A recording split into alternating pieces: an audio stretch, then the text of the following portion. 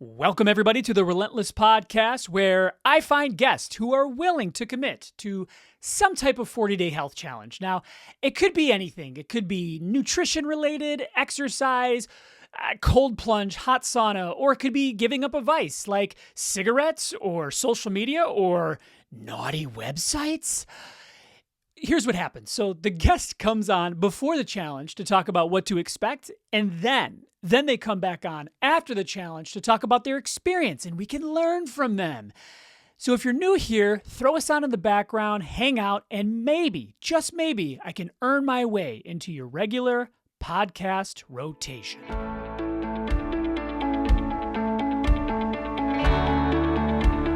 So, you want to dive into your challenge? Yeah, we can do that. You did 2 challenges. 2.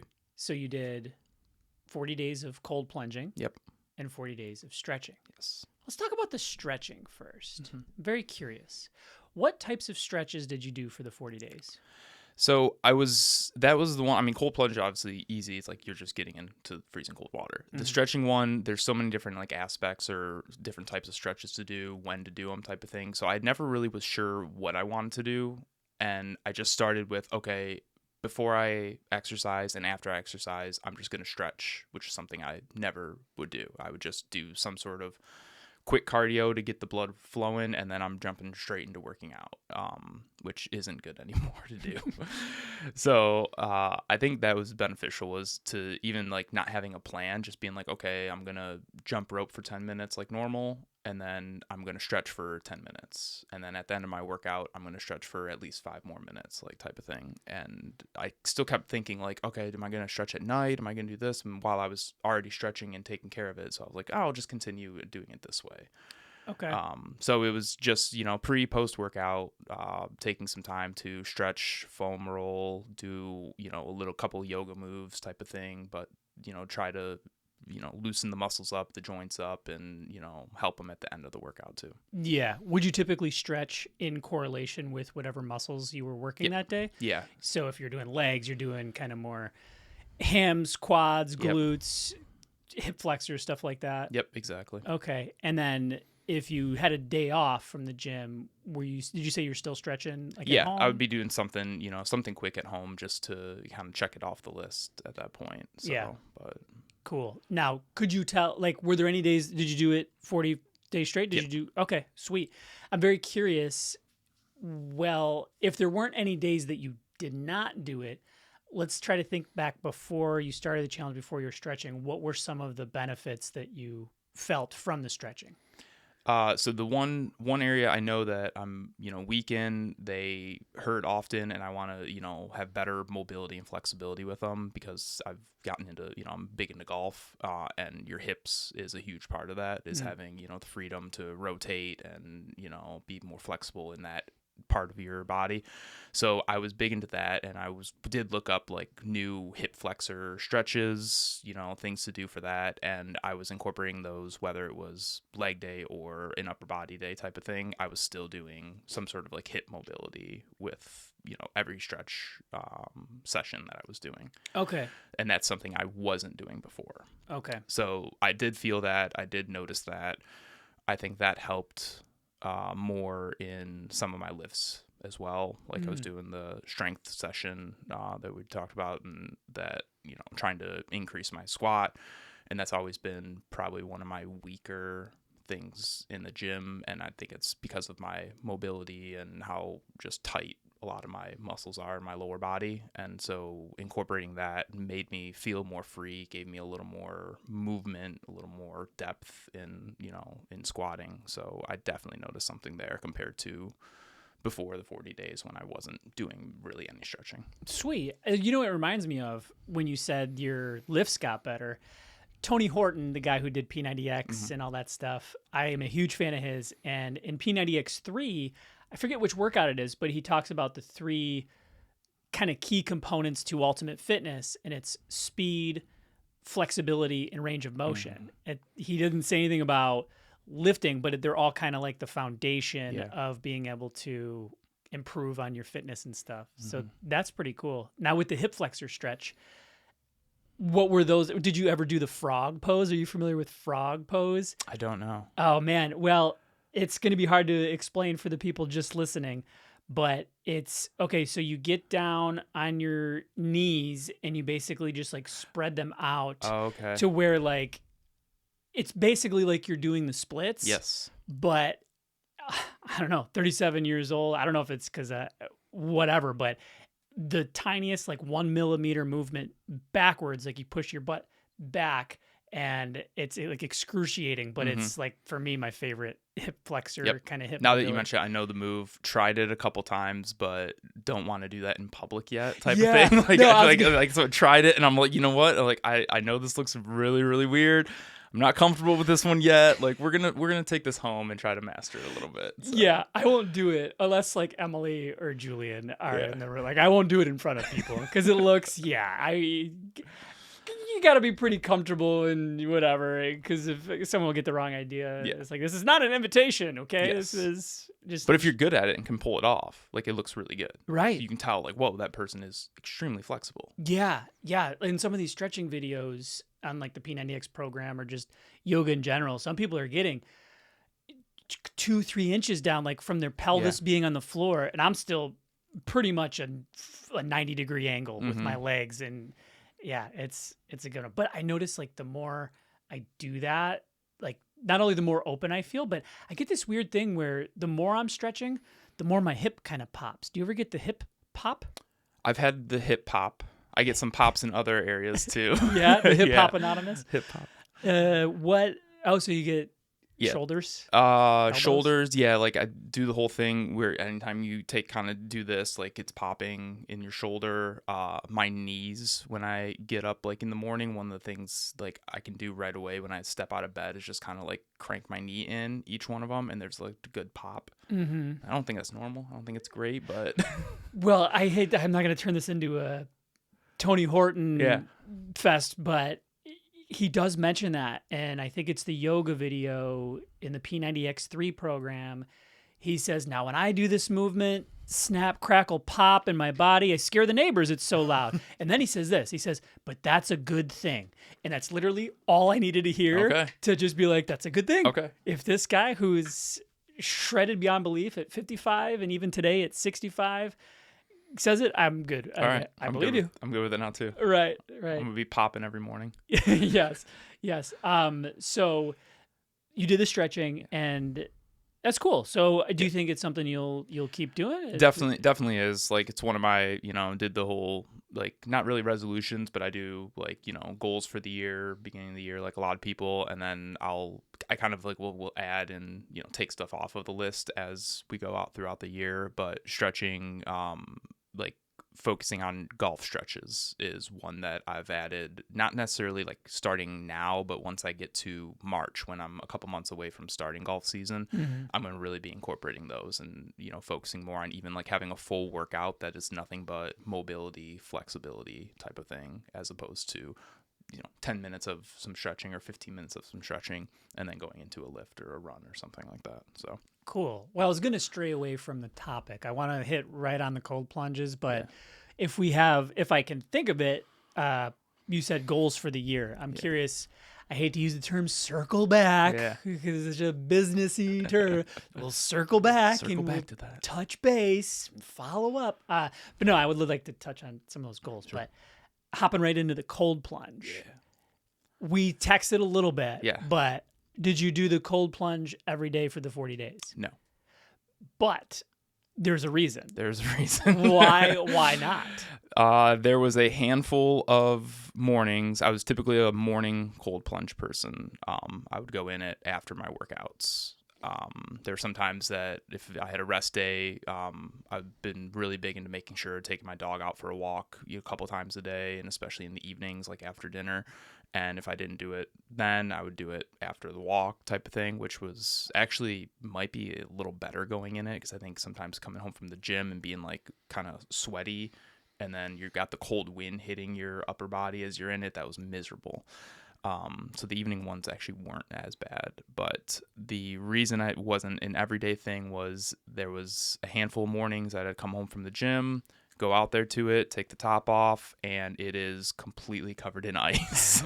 And I had a hammer out there. I could not break through it. I mean, we're talking couple inches thick of ice on the top and then on the whole surrounding, base that I could not break into the thing. Okay. But it's good to know. So the cold plunge that you have, it can withstand a layer of ice on top. It's still standing. It's still good. Oh, yeah. That's still good. Pretty good. You would think something like that might puncture the material or something, or... Yeah, I mean, if it's possible for sure. If you crack it the wrong way, and on the sides, one of them, could cut the exterior from the inside, But it withstood, all the ice in there. And I mean, I was pulling out chunks of ice once I was finally able to like break into that thing later, and because I'm like, okay, well, it's frozen right now. It's gonna be temperature's not changing for a couple days, so I want to try to be able to get in it either the next day or the day after that. So I was, boiling water, throwing it on top and trying to like get some of it melted off so I could break it, and then have to, pull all these ice chunks out of it and then drain it, clean it, and then refill it. And I mean, that's hilarious. Yeah. I could just imagine you with like a teapot and a hammer just going to town on this cold plunge. It's so funny. Yep. But to your credit, when you couldn't actually get into the cold plunge, you did cold shower. Yeah. And then take it down to kind of as cold as it goes. Yep. Is it quite a bit easier in the cold shower, or is it comparable? Honestly, I think the cold showers are harder. Really? Yes. Interesting. Because the worst part about the cold plunge or cold shower is when it hits your skin. Mm-hmm. So in the cold plunge, at least, you get in it. Once I would be in it for the most part, for most days, for 30 seconds, a minute, I was good. That's the hardest part, and I could stay in it then for the next 3-4 minutes. That was my typical time range, was anywhere from like 3 to 6 minutes. I'd be staying in it when I'd go in it in the cold plunge. The reason I think the shower is more difficult is you get in and the water hits, say, your front side first, and you're like, oh my god, this is miserable. So then you turn around and it hits your back, and you're like, oh my God, this is worse. But now your front has already started to warm up. So then you turn to the front again, and you're getting that miserable, like I said, when I get in the cold plunge, the first 30 seconds, that sucks, just over and over and over again. It's a cycle. It doesn't stop. So honestly, when I was given the choice, like, oh, I could go take a cold shower, which is probably 15, 20 degrees warmer than what my ice bath is, or I could go sit in the ice bath for 5 minutes. Like, I'm going to do the ice bath. Yeah. Interesting. Yeah. I do the cold showers, not every single day, most days, but I didn't even think about that. Yeah. It's kind of miserable over and over and over again, because you got to keep turning unless you have one of those showers that comes straight up from the top. I guess that's showing I'm not a 1%er that has like 10 different shower heads. Right. I don't live in the spa. So. Yeah. And when you did the cold showers, was it cold right out of the gate, or? Yeah. Because I start with warm, like a cozy shower. Oh, okay. Not warm, but like lukewarm, tolerable. And then I'll do like the whole lathering part, not to draw up any whatever images, but then I will turn it to as cold as it possibly goes. I'll stand outside of it. I'll wait till it changes to get as cold, and then I'll just go, do I want to do this? Do I want to do this? 3, 2, 1, go! Yep. And then I'll just go, and then Emily... I might have to try that way, because I was always just like, oh, turn it on as cold as it goes, and I'm in. Yeah. I've tried both. Usually if I end it, and I'll usually end the last 2 or 3 minutes with the cold water. By the time I'm done, it's not as shocking. Yeah. But still, every time you turn, and then one thing, so I'll get the front, I'll get the back, and then I'll lift my arms and get kind of like my lats. And for some reason, that's like the hardest part, is getting like under the arms. I don't know what that is. But now when you don't, so you did some sort of cold exposure for the 40 days. Yes. And I wanted to follow up on a promise at the end of our last episode. I don't do this for all my guests. So if you're a previous guest of mine, I'm sorry. I couldn't swing it with every guest, but with you, I said any item off of the edge fitness supplement. So anything from creatine to protein to pre-workout, they got a bunch of stuff. Yeah. It's on the house. Awesome. Pick it. So you did all 40 days. Awesome. Now, one question I had is, on the days that you don't cold plunge or cold exposure, versus the days that you do, what sort of differences do you feel throughout your day, or I guess right after? Anything in particular? I think the biggest, I mean, I'm sure there's, there's times that, I can equate it to, oh, I feel better today, it's, the day after a leg day. And it's like, oh, maybe it's because I, cold plunged. It could be so many different aspects, though. You don't really know. I think the biggest part is, kind of a body, but also just like a mind thing. Like there were days, I mean, there were some days that I'd only get into, by around the waist or, the chest. Cause like you were saying about, the shower hitting your lats, the cold plunge, getting my arms in was the worst part. Yeah. Like it was terrible trying to get like that all the way into my neck. So there were a lot of days that I would it's too cold and I'm just like, no, just get the lower body in at least, especially if that's the body part I worked out, like just get that part in, get that, in there to try to help or do whatever the magic the ice does for that. But specifically the days that I would force myself to get all the way into my neck, sometimes even like at the very end, I'd be like, all right, you're about to get out. Let's hold your breath and get the head all the way underneath too. And I would do that. And once I'd get out, I'd be freezing. I'd be miserable. And then I would like sit there and be drying off in the house and be like, that felt so good. Like I feel like a new person almost, like after completely submerging myself in that. Wow. So that is something, I mean, I need it. I think it's too cold right now to be doing that all the time, but that's something I really am, probably one of the bigger takeaways I'm getting from this is like there's something about like getting completely in there and submerged in the thing, even for a second at the end or 5 seconds, that I just felt like such a good takeaway. I felt rejuvenated, like even at 6 a.m. doing this, like I felt so good and awake and alive, and like something I didn't feel that a year ago when I was doing this. So. Yeah. Interesting. Did you get sick throughout the 40 days? No. Okay. So again, anecdotal evidence, but I have read that cold exposure boosts immunity like crazy with your immune system. Something about cold exposure stimulates the production of white blood cells and enhances the immune response, helping the body fight off illness more effectively. And during the time you were doing this kind of holiday time, did anybody in your family, because I know you got a couple little ones, I know my kid brings home sickness all the time, did anyone in your family get sick? I'm sure there was something. Yeah, it was like maybe 2 weeks before the holiday. There was before Thanksgiving, something was going around that we had like one came home from school, I believe it was, and everything. So It was minor stuff, not anything crazy, but yeah, that's cool to know that. On top of the benefits that you can like feel in your body and in your mind, there's kind of stuff going on beneath the surface. There was an interesting study that Wim Hof did. He's the Iceman. He's all about cold exposure and stuff. And he trained a group of about 60 people to voluntarily accept this endotoxin. So at this point in his story, it was all hearsay, just like cold exposure is good, whatever. And he trained a group of people with cold exposure and some breathing techniques, went into like a medical facility, and this endotoxin that they inject, like 100% of people get sick from it. It's just something that makes you sick. I don't know why it exists, but it does. And out of the 60 people that he brought in, they all voluntarily got this endotoxin, and through the breathing and cold exposure, they were able to get their bodies to like expel this toxin, and none of them that got sick.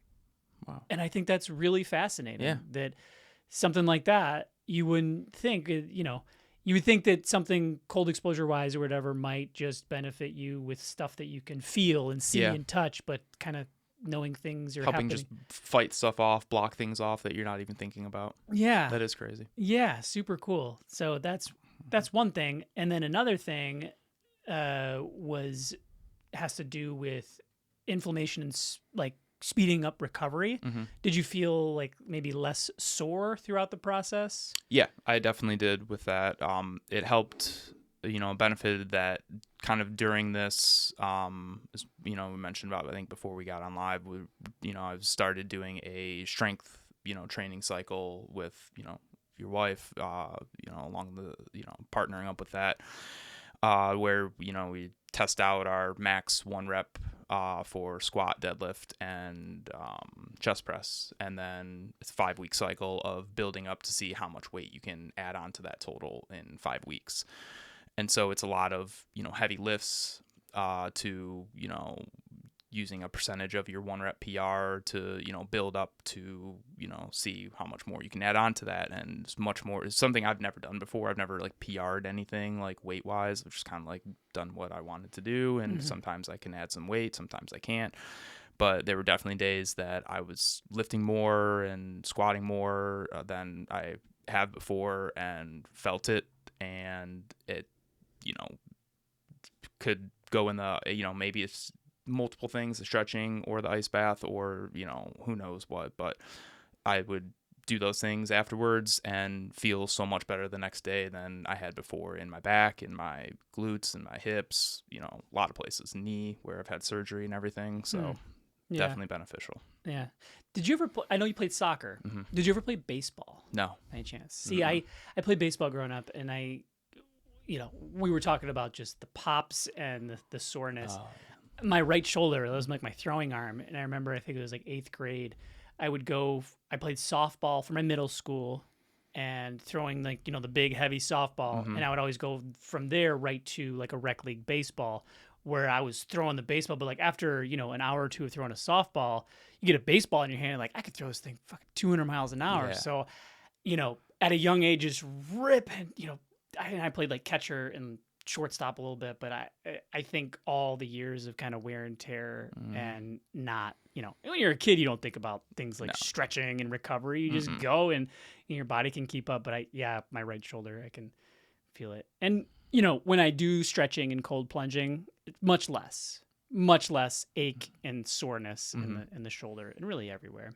But still the pop. Still the pop. Good. Yeah, okay. the pop. We can't get rid of the pop. No, the pops aren't going anywhere. I think the only thing that could alleviate that would probably be some surgery, but I don't think I need surgery. No.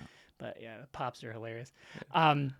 So we touched on this a little bit, but it was, I was looking into it, cold exposure. It was kind of like the 3 main benefits. It was the immune response to sickness and illness. It was the muscle recovery. And then the other one was the mental resilience, which we talked about. And it seems like for me, when I do a cold shower for an extended period of time, it just kind of makes the rest of my day feel a little bit easier because you're already doing the hardest thing that you're probably going to do for your whole day. Yeah. Do you find that at all? Yeah, I mean, kind of what we, I mentioned about the going all the way in, all the way underneath it. It's, a lot of times that is one of the harder things, which is, maybe it speaks to our lifestyle that's one of the harder things that we have to do is getting to something very cold for, just a few minutes of the day. Yeah. Maybe we need to find some more difficult things to do in our lives. But very true. I mean, it's just set those days. I felt like I was setting myself up for just something good that day. It was just rejuvenated, a new feeling, and I don't know if it was the hardest thing I was going to do for the day, but it was like kind of doing something though difficult to start the day, and that set me up for better things I think to come throughout the day. Yeah, I noticed. I think it's a cumulative effect. I'm not going to attribute this directly to cold exposure, but in the mornings, I usually pack a lot of stuff in the morning routine, whatever. But I find when I'm sort of on the beam and kind of dialed in, going to work, it doesn't feel as daunting. Like I train people. That's kind of what I do. And I know a lot of times like getting up in front of a group of people, there's a lot of like fear there. There's like, what if I don't know the answer to a question? That's a big one for me. What if they ask me something I don't know? And when I'm kind of indulging, eating like shit, holidays, whatever, the anxiety seems to be a lot noisier than it is when, I'm doing all this stuff to get it out of the way. It's just like, oh, whatever. If someone asks me a question I don't know the answer, here's an idea. I could say, I don't know the answer, and for whatever reason, I always have this fear like, oh, they're going to find me out. It's this like doubt, imposter syndrome or whatever. They're going to know that I don't know all my everything. Yeah, exactly. It's like, what is that? It's so silly. But when it comes to cold plunge, cold exposure, stretching. Was there anything else that you had like on your brain that you were looking forward to talking about, or any insights, epiphanies, anything like that? I think for anyone looking to get into it, I mean, especially like during the holidays, we're kind of past that now, but I mean, I think we talked about it briefly on, the first time I was on, that you can get these for very cheap. Facebook Marketplace is a great spot for that, or, Amazon, even I think mine was under $100 on Amazon. It's just kind of, a vertical tub that's, 3 feet tall, and you kind of got to get in a squat position in it, but it doesn't take much to get it started. You got to just, the hardest part is buying it, getting it, and actually committing to having it. The setup of it's easy. I mean, it's just something new, different that not a lot of people do, that you can easily do, and you don't have to do it every day either. You kind of pick and choose your days, but it gives you a different feeling. It definitely is something very different that I'm not going to, say it's life-changing or anything like that.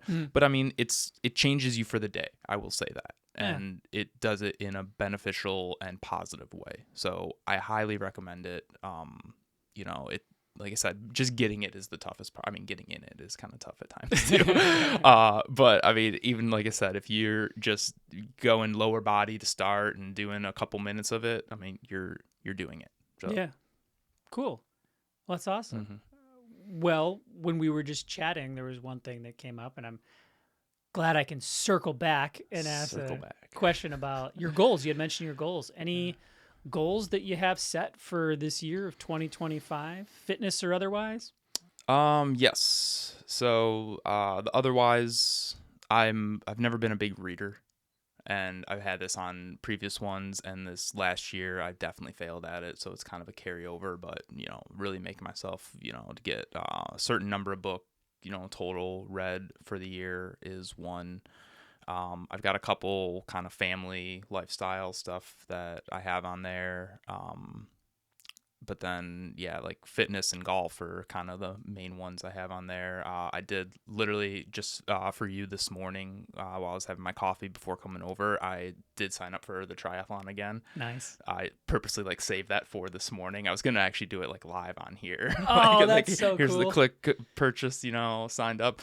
What does it cost to sign up? That with the membership fee and stuff, I mean, it was like $160 for that, which I mean isn't bad. The first one I signed up for, it was expensive because I think, like I mentioned, when I was on, I signed up for it, and then the next morning realized I don't know how to swim and I don't own a bike type of thing.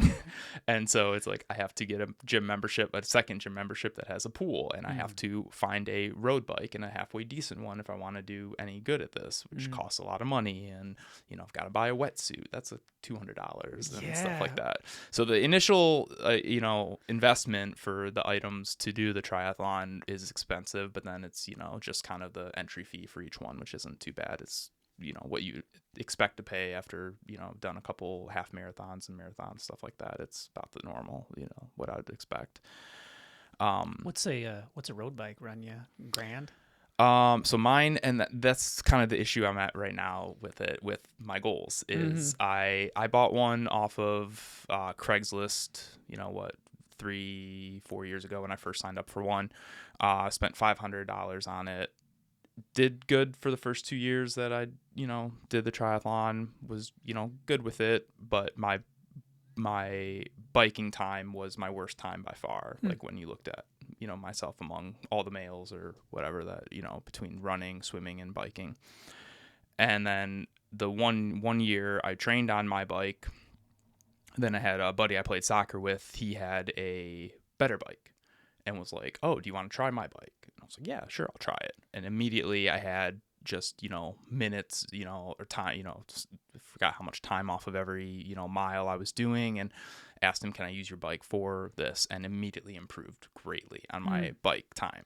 And I'm like, okay, so maybe it's not all me being not great at biking. Maybe some of it's the equipment. So now with some of my goals that I have for, to get into that, the triathlon, one of my goals, which is extremely lofty from where I've finished in all the previous years, but I want to top 3 in my age group. Cool. for the total, you know, time for the triathlon. And about how many people in your age group will there typically be? I think there's around 50 or 60, something Okay. like that. So that's one thing I learned in talking to people when I first, you know, signed up and went to my first triathlon is, you know, people are insanely nice at these things. Like, you get there early, you have to set up your space. They give you a little spot to put your bike, you know, kind of just on some PVC pipes that are hanging there, and you kind of have to set up your spot for the transition area, they call it. And so you get there early, you set up your spot, and you're just kind of hanging out, and everyone is just talking. Everyone is insanely nice at these things because, cool. I mean, some people are competitive with it, but a lot of people are just doing it to have fun. And it, you know, you just start talking to these people, and everyone's like, "Oh, is it your first one?" And, you know, yeah, it is. And, you know, one thing I learned from somebody is they're like, as you get older, it's unlike, you know, some of the other competition stuff that you can do physically. Is they said as you get older, it becomes more competitive, and people are actually better in their, you know, late 30s, 40s, maybe even 50s in triathlons, because it's not just like running as fast as you can. It's, you know, but the people, as they get older, they get better at biking, you know, or they get better bikes too. They can get better at swimming, things like that. So they were, you know, usually in like looking at the times and the, you know, finishing times and who places and everything at these things, it's a lot of times, you know, 40-year-olds that are winning the whole thing.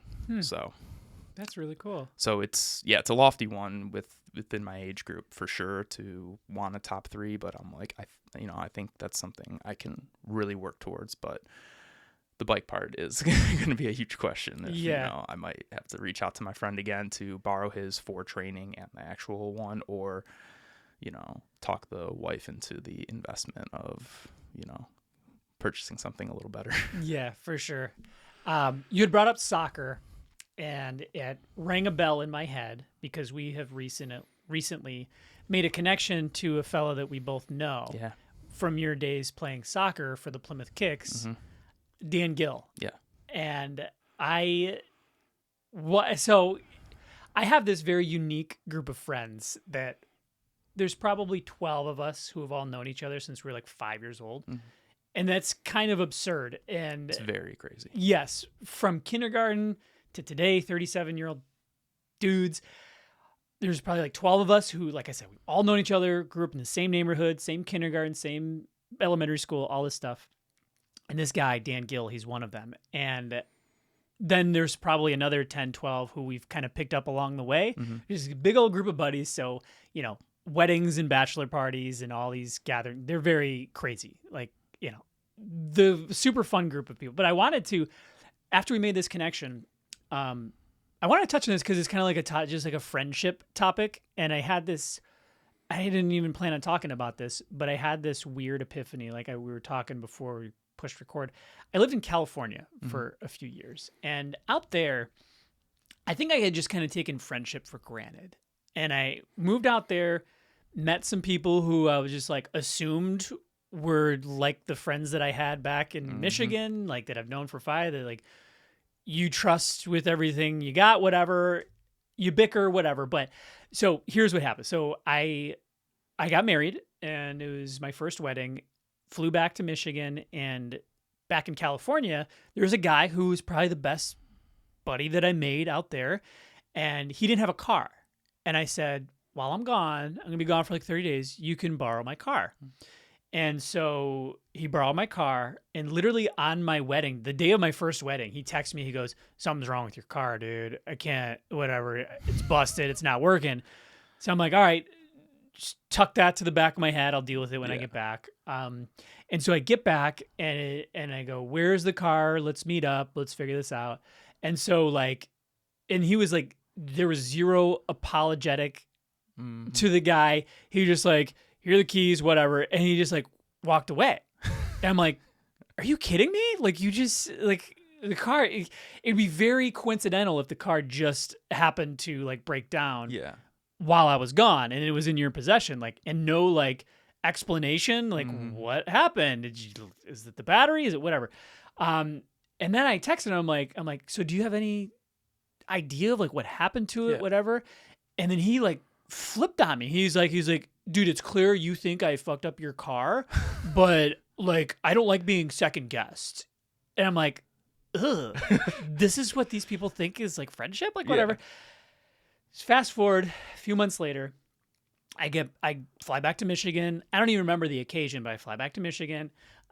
Dan Gill, he picks me up from the airport, which I feel like that is like entry level friendship shit. Like you know that this person is a friend or family member if they like willingly pick you up from the airport, no questions asked, nothing in return, because they know that you would do the same for them. But this is like one of those like turning, like life changing moments. So he gets it, and I was staying with my parents. He pulls in front of my parents' house, and this is what he said. He goes, "I talked to Lindsay, who's his wife. You can have my car while you're home." And I go, "Are you serious?" He goes, "Yeah, we figured it out. We worked it out. You can have my car while you're home." Because like he thought about that. He's like, he knew I wasn't gonna have a car, and he was the first one to volunteer. And it's just like, what the fuck did I move out to California for? Like, what? And that's not to say I didn't meet some genuinely good people, but they were just so few and far between. And that like stuck in my head to this day of being like comparing those two situations that are very, very similar. Yeah. It's like, okay, here's this friend in California and, this friend here in Michigan, and just, which you did for that person of loaning the car. Maybe it's a Michigan thing. Might be. But yeah, that is funny. And it's just like, okay. And I don't even remember if I ended up taking him up on the offer, but yeah, it was just one of those things where it just like smacked me right across the face. I was like, damn, like I was out in California. I was like trying to be an actor, but I wasn't really going well. And it's like, what am I out here for? Yeah. And so that was cool. So, but that being said, this guy, Dan Gill, he's not a guy that you want to pump up too much because he'll, he's got a big head, So we make it a point to, cut him down to size when we can. I was going to give him the compliment and be like, a Dan Gill puts his shopping cart back. Like he's a shopping cart put back kind of guy for sure. But if we don't want to pump him up too much, okay. He probably doesn't. He probably leaves it on the curb. He probably in the middle of the street. He pushes it to the entrance, but he doesn't push it all the way forward. So the next person has to push his cart forward. Exactly. Like, do better, Dan. Come on. Yeah, come on, Dan.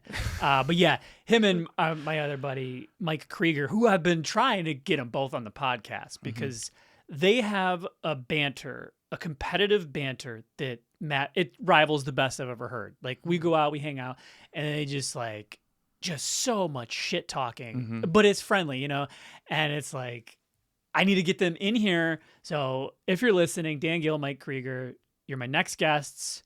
No questions asked. We're going to find a third mic to mic you up and capture it. But so he's also the kind of guy that'll like make these outrageous claims and then like put it to the test. Like we'll be watching like a football game or whatever. He'll be like, I think I could hit 3 out of 4 35-yarders.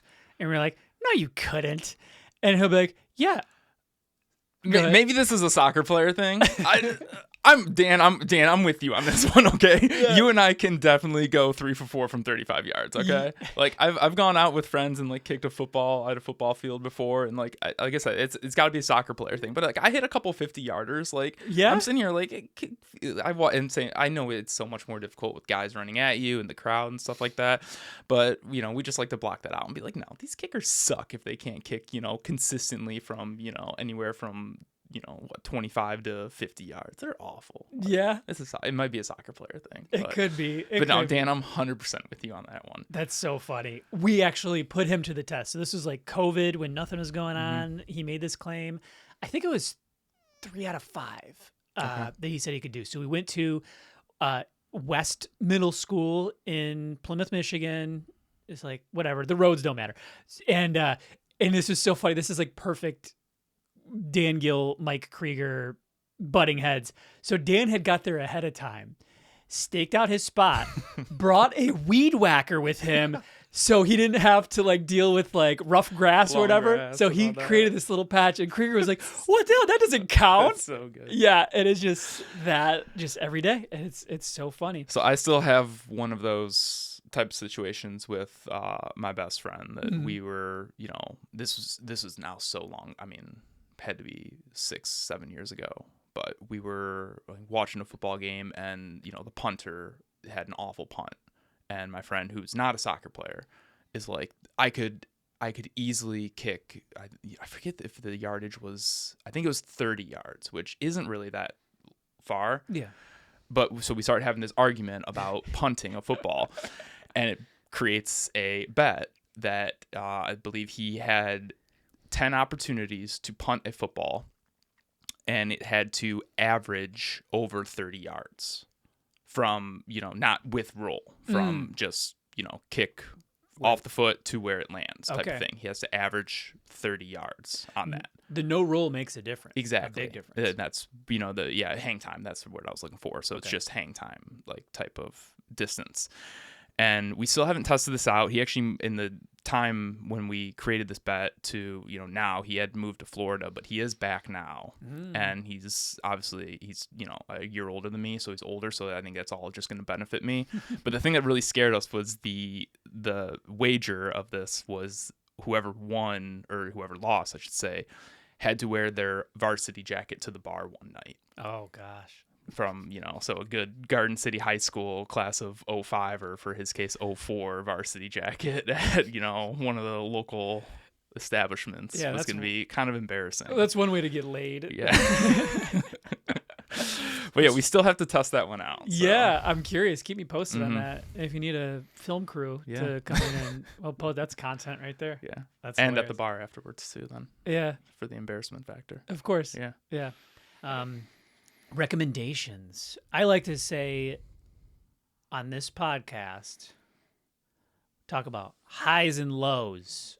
Highs meaning cool, heartwarming stories from the past few weeks. Recommendations, things that you like or enjoy. And then for the lows, things that grind your gears, things that frustrate you. Do you get any highs or lows in terms of recommendations or pet peeves?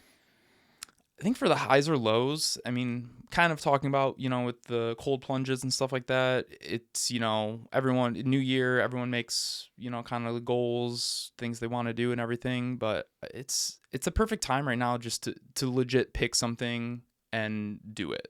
And like I said, with, the cold plunge, the hardest part is actually buying it.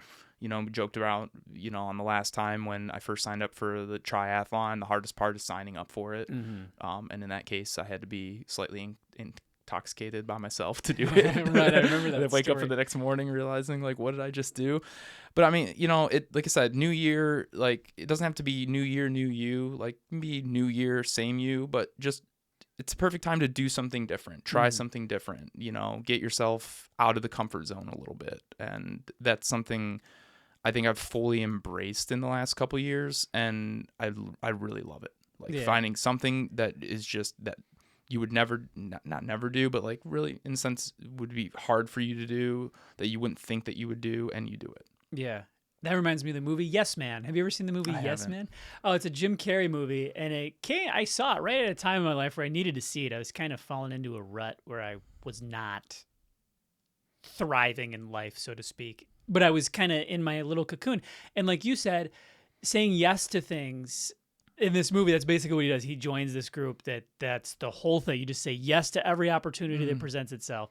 And yeah, it's a little extreme and there's some holes in the theory, but I was like, man, I say no to like everything. You get invited to something, no thanks, or do you want to learn guitar? No, of course not. Do you want to learn a new language? No, of course not. But I think yes is where the juice is in life, and that's something I need to get better at for sure. We talked about golf. I had this experience at work.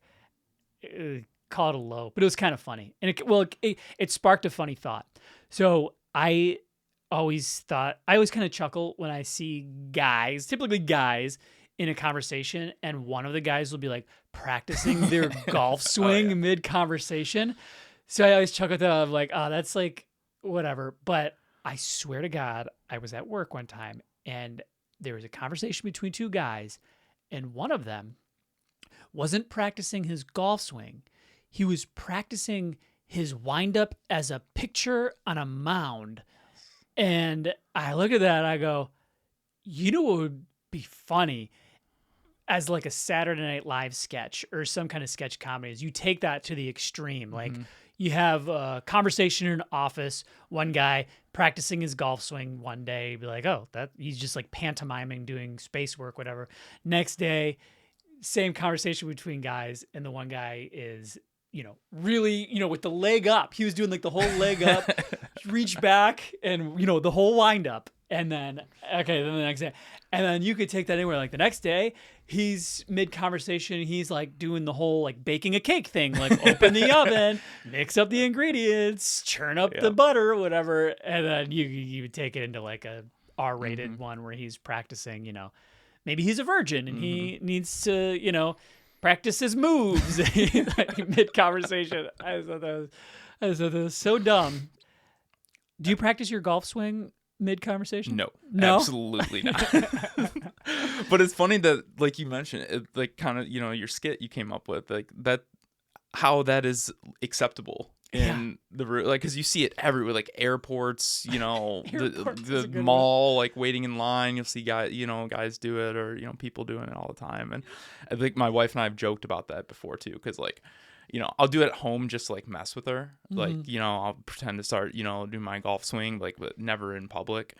But then I will, like, occasionally, like, just switch it up, and I'll be doing my golf swing. But then, I'll, like, throw a ball in the air and, like, tennis racket it, and, start doing ping pong back and forth, like, type of thing. Like you said, the golf is the only one where you kind of see it, and you're in public, and you're like, oh, it's funny. But like to actually see somebody else like do a different sport or some sort of other hobby or activity, that's amazing. Yeah, and he wasn't even being facetious or joking around. He was like stone cold serious. He was like just like, are you in a league? Are you actually practicing, or are you just kind of silly? Like if someone's being silly mid conversation, like that's funny. But I don't know. I just picture like the golf swing.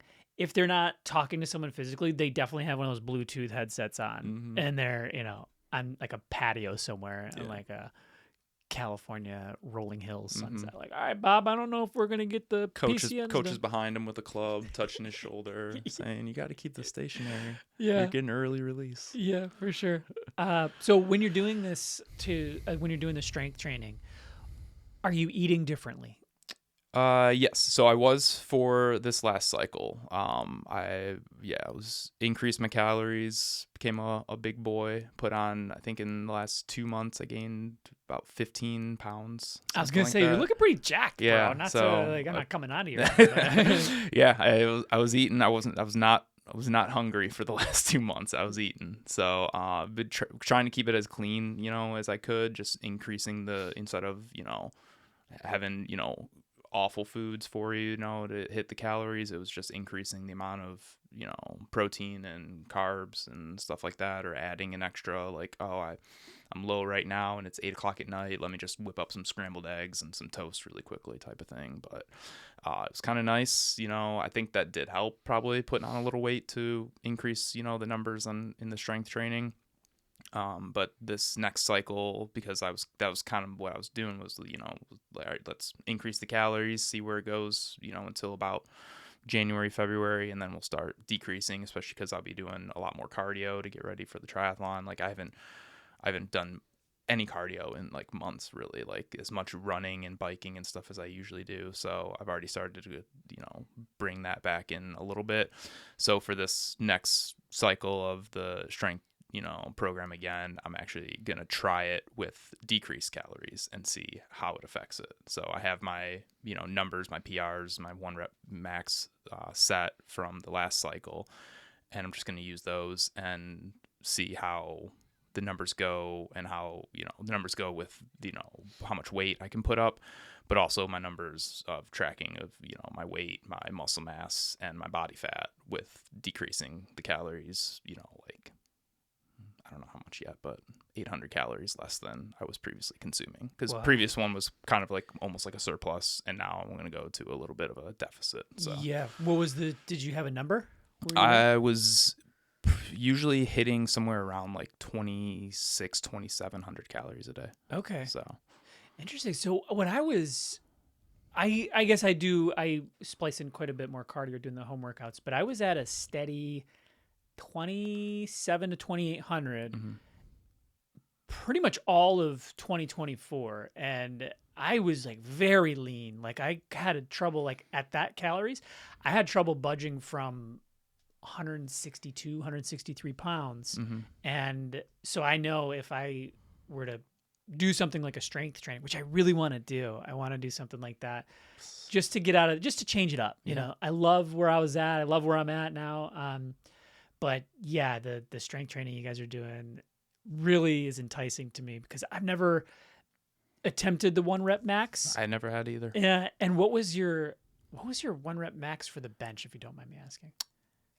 So I went from in bench was what I go from 245 to 285. Dang. I think, yeah, my bench was my biggest increase. That was 40-pound increase. Squat went up 20 pounds. That was 365 to 385. And then my deadlift was 435 and went to 465. Okay. Dang, dude. Those are some high numbers. Yeah.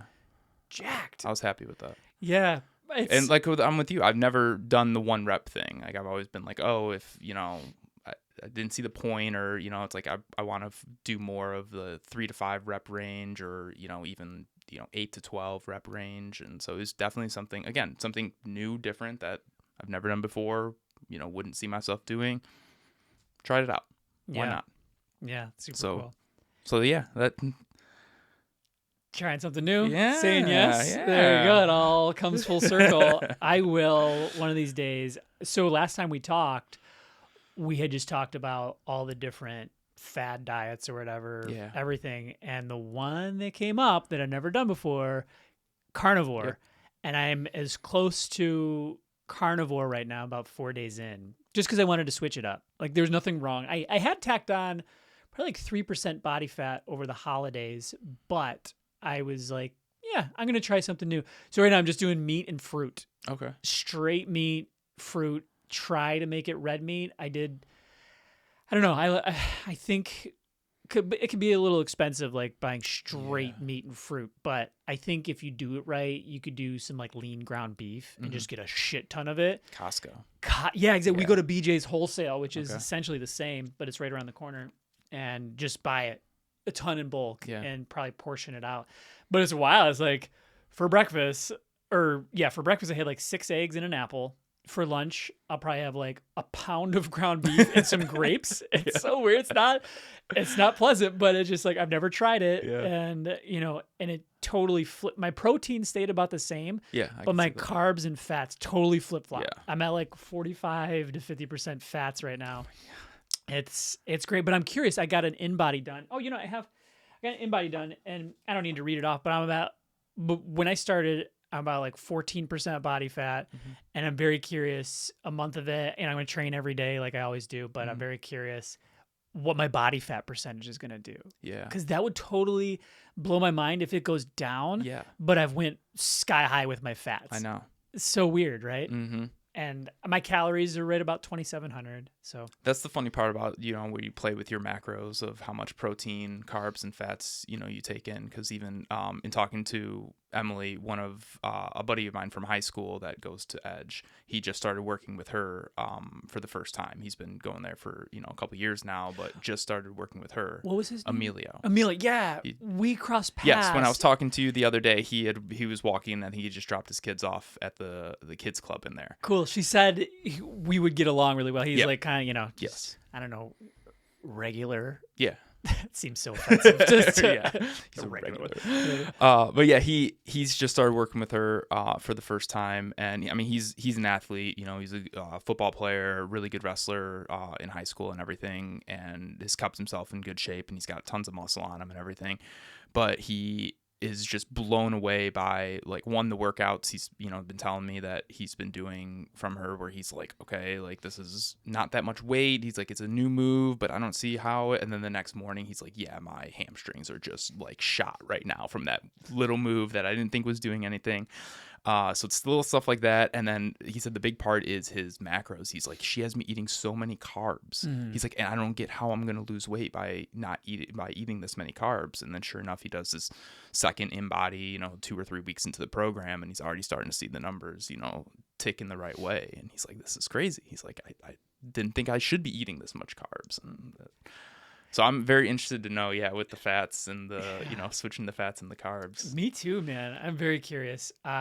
Carbs, I think we talked about them on the last podcast, but carbs are an interesting thing because that's, I feel like, the misconception. Like, I don't know when that came, maybe mid 2000s that started being a thing. Like, carbs are the enemy. Stay away from the carbs. Yeah. Donuts are carbs, whatever.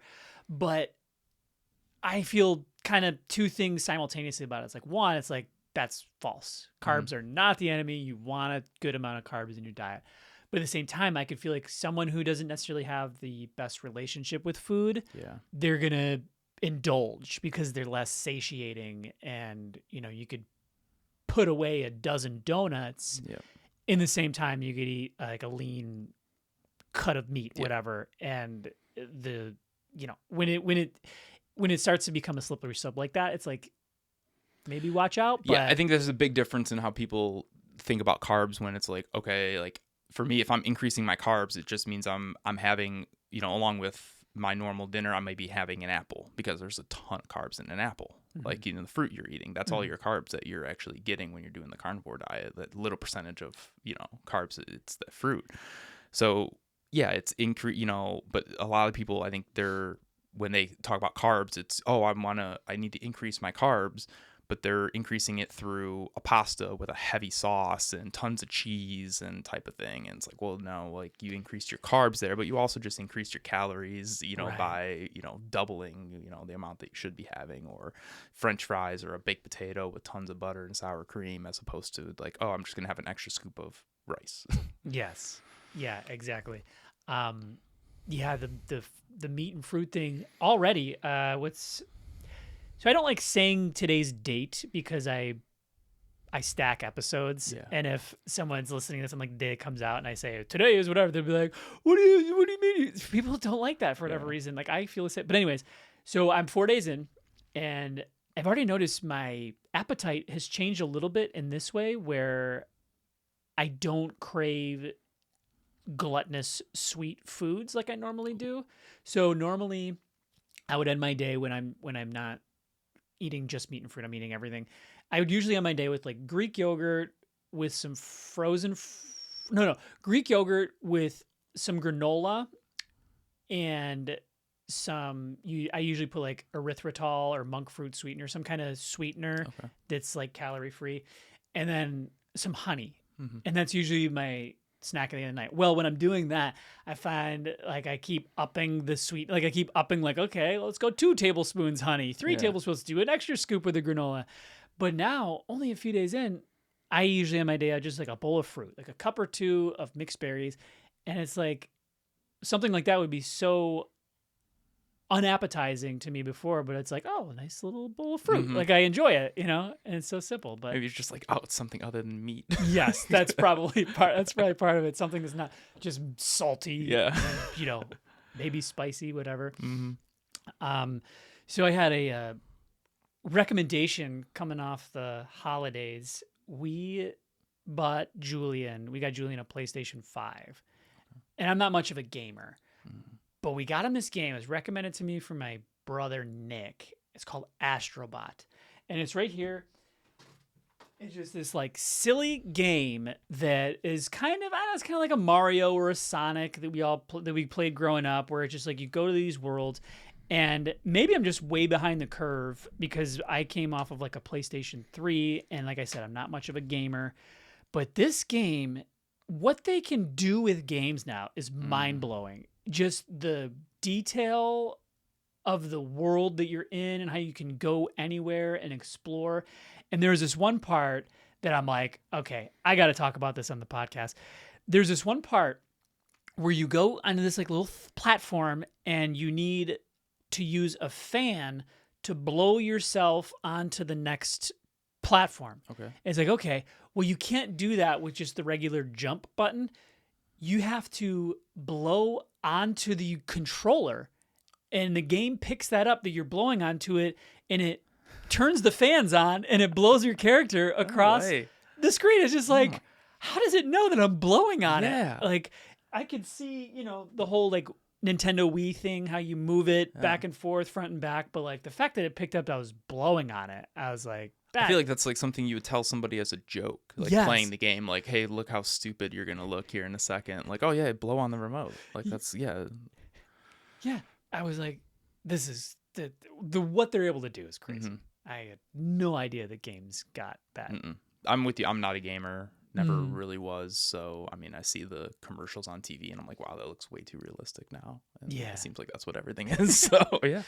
Yeah. Like I feel like over my life, I don't know, I will dip my I'll get like into a certain game for maybe like a few weeks to a month. And then I won't think about video games for years. And then I'll dip it. And I feel like right now I'm kind of dipping my toe into this like Astrobot thing.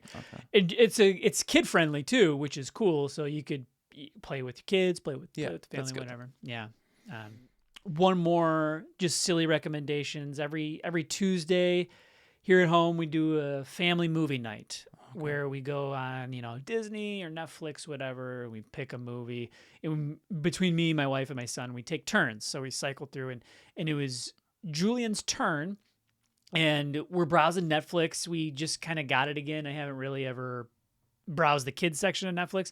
There's a movie. It's like Woody the Woodpecker goes to summer camp, and he's like, I want to watch that one. So we look at Emily, we're like, yeah, whatever. Just flip it on. This is going to be garbage.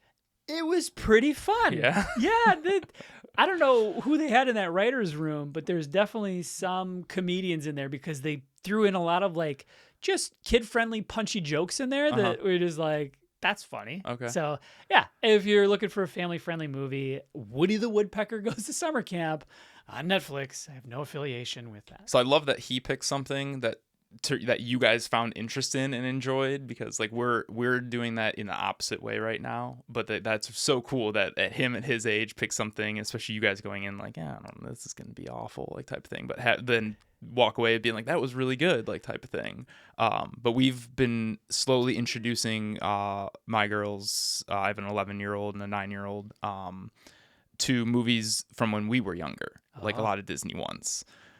So right now we've gone through, what would we do? I think Liar Liar, maybe.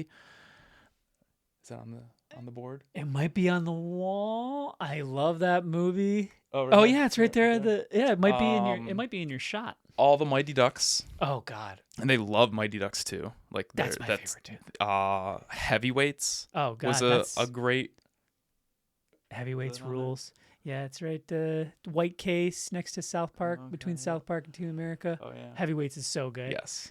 So I've had it for years, and so now that they've seen the movie, they know I have the percusizing shirt at home, and I'll wear that occasionally, out and everything. And it's funny wearing that shirt out, because you'll get, every time I wear it out, I get the one person that looks at it and they'll look at me and just be like, yeah, that's, they know. Yeah, I like the scene where he's like running by, and it's just such a it's like a non whatever, but he goes, I'm dogging it, Pat. Yeah. I'm dogging it. And he just keeps running. He's like, that wasn't come in here, script. you deviled log. Yeah, just Ben Stiller killed it in that movie.